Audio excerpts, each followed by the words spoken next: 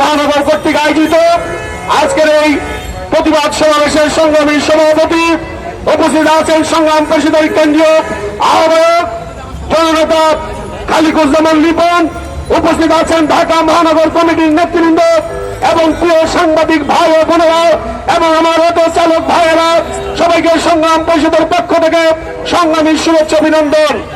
সংগ্রামী ছাত্র বন্ধুগণ এবং প্রিয় সাংবাদিক ভাইয়েরা, আজকে যখন আমরা অত্যন্ত ভারাক্রান্ত মন নিয়ে এই প্রেস ক্লাবে এসেছি, আমরা যখন এই প্রেস ক্লাবে আসছি তখন আমাদের বাধার সম্মুখীন হতে হয়েছে।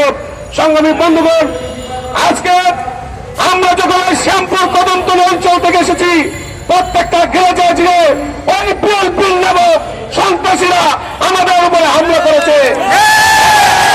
গতকালকে রাতে আমাদের ক্যান্ডারিয়াতে প্রত্যেকটা গেজে যে পুলিশ অভিযান চালিয়েছে, আমরা তীব্র নিন্দা জানাই।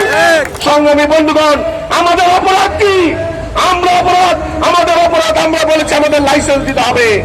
আমরা বলেছি মানুষ আছে যেখানে অটো চালক চলবে এখানে, এটাই আমাদের অপরাধ। সংগ্রামী বন্ধুগণ, আজকে আমরা স্মরণ করে দিতে চাই 5ই আগস্টের আগে ছাত্র শ্রমিক জনতা যখন উত্থান করে তখন এই অটো চালকের কি ভূমিকা ছিল। এই অটো চালকরা ফ্রি অ্যাম্বুলেন্সের সার্ভিস দিয়েছে।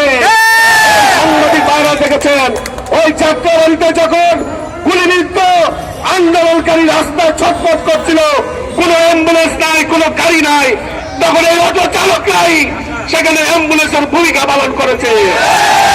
আজকে সেখানে আমার অটো চালকরা গুলিবিদ্ধ হয়েছে, এখন অনেক অটো চালকরা হাসপাতালে পঙ্গুত্ব বরণ করছে। অথচ আমরা স্বপ্ন ছিল এই স্বৈরাচার শেখ হাসিনা বাংলাদেশ থেকে পালিয়েছে, আমরা মনে করেছিলাম ফেসিবাদকে উচ্ছেদ করেছি, কিন্তু অত্যন্ত দুঃখের সাথে বলতে হয় আজকে এক ফেসিবাদকে সরিয়ে আরেক ফেসিবাদ বাংলাদেশে জন্ম হচ্ছে। বন্ধুগণ, আজকে আমরা পরিষ্কার ভাষায় বলতে চাই, অতীতে বলেছি আওয়ামী লীগ সরকার আমল আমরা বলেছি আমাদের অটো চালকের পথে লাফি দিলে আপনাকে পিঠে দেওয়া হবে। আজকে আমরা বলতে চাই বর্তমান যারা উপদেষ্টা রয়েছেন এবং যারা আমার অটো চালকের উপরে হামলা করছেন, এই আন্দোলন বাধা সৃষ্টি করছেন, তাদেরকে বলতে চাই আপনার সাবধান হয়ে যান, তা না হলে ওই শেখ হাসিনার পরিণতি আপনাদের হবে। 40 লক্ষ অটো চালক যদি রাস্তায় নামে আপনার পলাবার রাস্তা পাবেন না। কারণ আমরা কোনো চুরি করি নাই, কোন সন্ত্রাসী করি নাই, আমরা কোন জবরদখল করি নাই, আমরা কাজ চেয়েছি পরিশ্রম করি।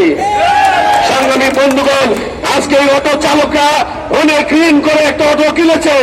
যদি অটো অবৈধ হয়, যখন আমদানি করা হয়েছিল তখন কেন বললেন এটা অবৈধ? আজকে যখন তারা রাস্তায় নামে তখন বলে অবৈধ। আমরা পরিষ্কার ভাষা বলতে চাই হাইকোর্টের রায় আমরা মানি না, আমরা হাইকোর্টের রায় মানি না এবং হাইকোর্টকে বলবো আপনার হাইকোর্টকে বলবো আপনার পূর্ণ বিবেচনা করবেন এবং সুপ্রিম কোর্টের যে রায় দিয়েছে সেটা বাস্তবায়ন করতে হবে। সংগ্রামী বন্ধুগণ, আজকে আমরা অটো চালক ঐক্যবদ্ধ বিভিন্ন জায়গায় হামলা হচ্ছে এবং মামলা দিচ্ছে মিথ্যা মামলা, আমরা সেই মামলা প্রত্যাহার দাবি করছি এবং কোন মামলা দিয়ে কোন অটো চালকরা হয়রানি করলে আমরা সংগ্রাম পরিষদ সারা বাংলাদেশে 40 লক্ষ অটো চালককে সংগঠিত করে আমরা বৃহত্তর আন্দোলন করে তুলব। সেই আন্দোলনে আমাদের সাংবাদিক ভাইরা আমাদের সহযোগিতা করবেন, এই আশা ব্যক্ত করে আমার বক্তব্য বিশেষ করছি। সবাইকে ধন্যবাদ।